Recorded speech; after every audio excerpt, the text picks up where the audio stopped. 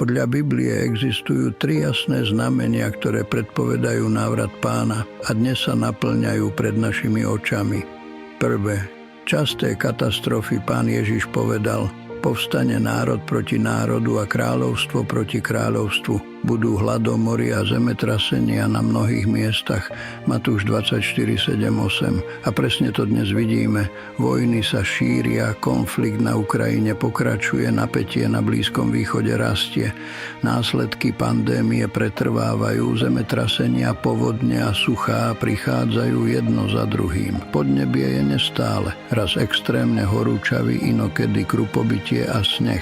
Extrémne počasie sa stáva bežným javom. Ako povedal Ježiš, to všetko je len začiatok bolestí. Druh znamenia na nebi, Zjavenie 6:12 hovorí: slnko zčernelo a mesiac bol ako krv. V posledných rokoch sme boli svedkami tzv.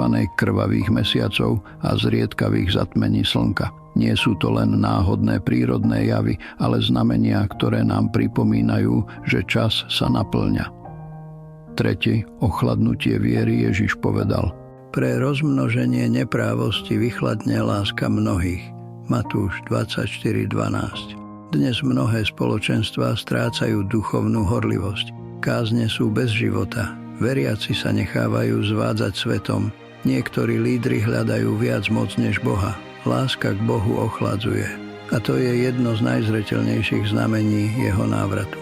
To všetko nám hovorí: Pán je blízko, ale si pripravený? Biblia varuje, že tí, ktorí nie sú pripravení, budú čeliť veľkej skúške.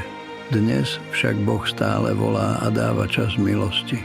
Ak sa chceš duchovne pripraviť na Pánov návrat, napíš amen a pridaj sa k nášmu bezplatnému biblickému a modlitebnému spoločenstvu.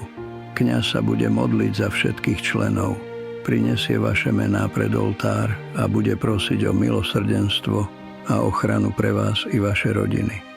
Každý večer spolu čítame Sväté písmo, modlíme sa a navzájom sa povzbudzujeme, aby sme boli pripravení stretnúť Krista. Napíš do komentára amen. Zdieľaj, aby sa aj ďalší mohli prebudiť a nájsť nádej. Nech ti Pán daruje pokoj a bdelosť. Amen.